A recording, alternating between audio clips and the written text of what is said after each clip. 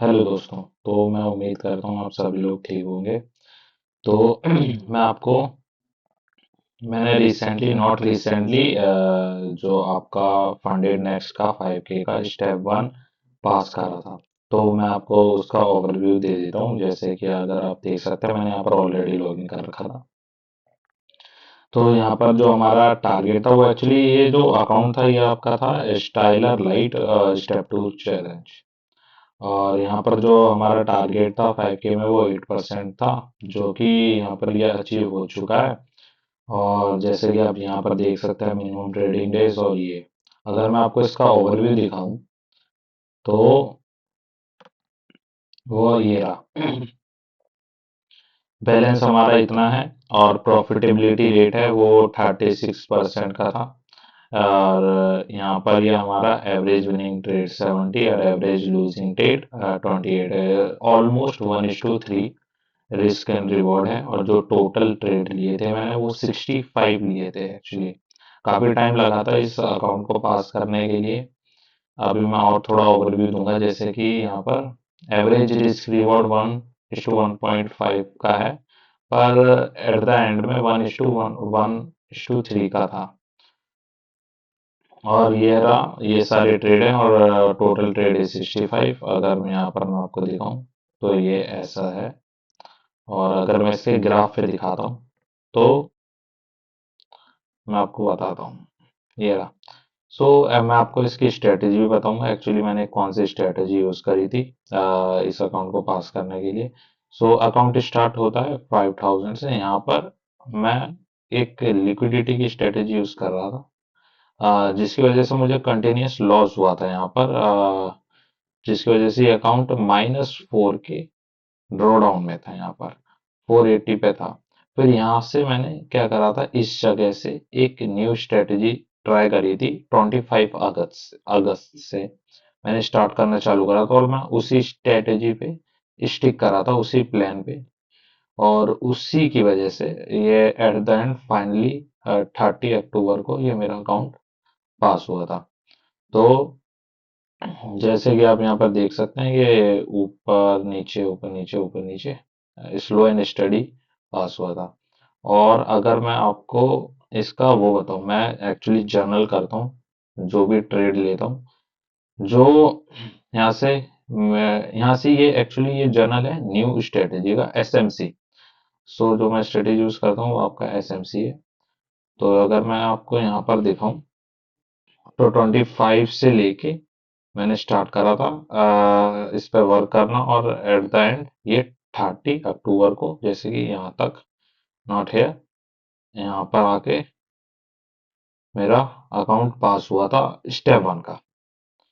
तो और अगर मैं आपको इस स्ट्रेटेजी के बारे में बताना चाहूँ तो स्ट्रेटेजी मैं यूज करता हूँ आपकी, क्या कहते हैं, SMC और सप्लाई डिमांड, इन्हें मिक्स करता हूँ। और जो टाइम फ्रेम मेनली दो टाइम फ्रेम में यूज करता हूँ, एक है आर्ली टाइम फ्रेम और एक है 5 मिनट का। आर्ली फॉर स्विंग स्ट्रक्चर और 5 मिनट का फॉर मीडियम स्ट्रक्चर के लिए।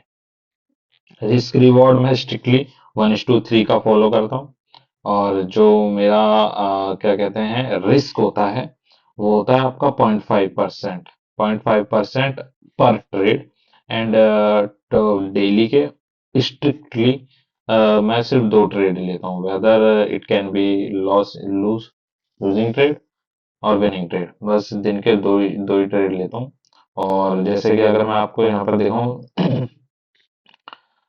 जर्नल में भी आप देख सकते हो, जैसे ये आउटपुट मिसिंग है, इसका ये मतलब है कि ये मैंने मिस कर दिए थे, या फिर मैं उस टाइम पे अवेलेबल नहीं था, या फिर फोमो वगैरह की वजह से मैंने मिस कर दिए थे ये ट्रेड। और जैसे कि यहाँ पर आप देख सकते हैं ये 1:3 है। ऑलमोस्ट ये मिसिंग ट्रेड है। और यहाँ पर मैं लिखता हूँ कि जो भी मेरा प्लान है वो मैं फॉलो करता हूँ, इन्हें गोल करता हूँ।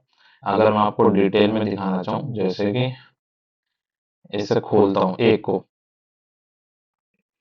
तो आप देख सकते हैं कि यहाँ पर ये पेयर है, किस डेट को लिया था, एग्जैक्टली किस टाइम को लिया था, आउटपुट क्या आया, मैंने प्लान फॉलो करा था कि नहीं करा था। मेरे कुछ रूल्स हैं जिन्हें मैं स्ट्रिक्टली फॉलो करता हूँ। उस टाइम पे क्योंकि होता है कि कभी कभार हम फोमो या फिर हम मिसिंग आउट इनकी वजह से या फिर कोई ट्रेड मिस कर देते हैं या फिर जल्दी ले लेते हैं, इसलिए मैं ये लिखता हूँ यहाँ पर। और यहाँ पर मैं अपनी ऑब्जर्वेशन लिखता हूँ कि अर्ली टाइम फ्रेम में क्या था और मीडियम टाइम फ्रेम में हमारा क्या था, और यहाँ पर जो भी चेंज ऑफ करेक्टर वगैरह हुआ होगा जिसकी वजह से मैंने लिया। जैसे कि यहाँ पर आप देख सकते हैं, यहाँ पर कुछ स्क्रीनशॉट भी मैं लगाता हूँ ऑब्वियसली, जैसे कि यहाँ पर। और ये रहा मेजरली जो ट्रेड एग्जीक्यूट करता हूँ वो 5 मिनट के टाइम फ्रेम पे करता हूँ। जैसे मैंने ये यहाँ पर लिया था और इसमें लॉस हुआ था, तो मैंने यहाँ पर ये भी लिखा था क्योंकि यहाँ पर मैंने कुछ अपना रूल ब्रेक करा था, और वो रूल क्या था यहाँ पर मैं लिख देता हूँ, रूल्स नॉट फॉलोड, जिसकी वजह से जब भी मैं इसे रिव्यू वगैरह करता हूँ तो काफ़ी आसानी हो जाती है रिमेम्बर करने में। कि यहाँ पर मैंने स्ट्रॉन्ग एक्स के नीचे दो डिमांड एरिया थे, तो मैंने फोमो की वजह से यहीं से ट्रेड ले लिया था, जबकि मुझे वेट करना था स्ट्रॉन्ग एरिया में। अगर प्राइस टच करता तो मुझे वहां पर ट्रेड लेना था। तो यही है। और क्या कहते हैं, यहाँ पर जो मैं टाइम यूज करता हूँ, मेरा टाइम है आपका न्यूयॉर्क सेशन के स्टार्ट से लेके रात के 11 बजे आईएसटी टाइम फ्रेम, मतलब इंडियन टाइम फ्रेम में मैं ट्रेड करता हूँ। बस यही टाइम फ्रेम है। लंदन और एशियन सेशन ये मैं इसमें कुछ नहीं करता हूँ ट्रेड वगैरह। न्यूयॉर्क से लेके जब स्टार्ट होता है, अभी तो न्यूयॉर्क स्टार्ट होता है आपका 6:30 PM टू 11। जैसे कि मैंने यहाँ पर ये जो आपको शेडो दिख रही है ये वही रेंज है, न्यूयॉर्क सेशन की रेंज है, तो इसी में मैं ट्रेड प्लान करता हूँ। जैसे आप देख सकते हैं इसी में ट्रेड लेता हूँ, वेदर वो लूज हो या, या फिर उसमें विन हो।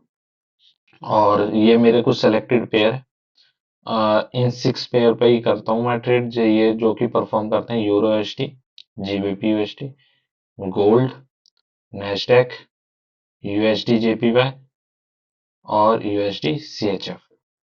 सो ये 6 पेयर हैं जिन पे मैं ट्रेड करता हूँ। इन पे मैं एनालाइज करता हूँ, उसके बाद ट्रेड लेता हूँ। मैं आपको एक चीज बताना चाहता हूँ कि मैं अभी प्रॉफिटेबल नहीं हूँ। क्या कहते हैं, जैसे कि इस स्ट्रेटेजी पे मैंने 25 अगस्त से स्टार्ट करा है काम करना, और उससे ट्रेडिंग में काफी पहले से कर रहा हूँ, पर मैं अभी तक प्रॉफिटेबल नहीं था। पर इस बार मुझे कॉन्फिडेंस है। तो बस मैं ये बताना चाहता हूँ कि मैं प्रॉफिटेबल अभी नहीं हूँ, और ये यूट्यूब चैनल मैं स्टार्ट कर रहा हूँ जिससे मैं अपनी जर्नी को मॉनिटर कर सकूँ और स्ट्रिक्टली बेसिस पे, और मैं अपने